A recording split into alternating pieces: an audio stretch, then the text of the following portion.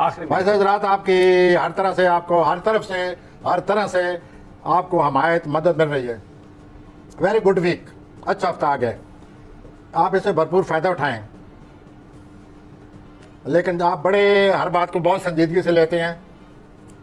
कोई रोमानवी का कोई छोटा सा मसला है, उसको पहाड़ ना बनाएं, और आपने उसको पहाड़ बनाया हुआ है, आपके लिए वो दर्द सर बना हुआ है वो मामूली सी बात रोमानी मामलात की।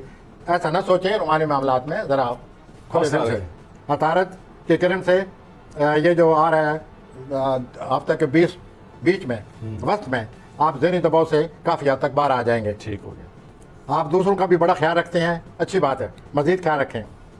माली मामलात इतने अच्छे हो रहे हैं, वाह, माली मामलात आपके इतने अच्छे हो रहे हैं, यही आपके लिए बड़ी खुशखबरी है। इस हफ्ते ले जनाब, आपका कर्जा उतर जाएगा। स्पाइसेस टाइम थोड़ा था, लेकिन खबरें आपको और बड़ी उसके अच्छी बाद सुनी हैं। हफ्ते के आखिर में जो आप बुध जुमरात के जो आप मंसूब बना रहे हैं, हरगिज़ ना बनाएं, उससे बड़ा नुकसान होगा।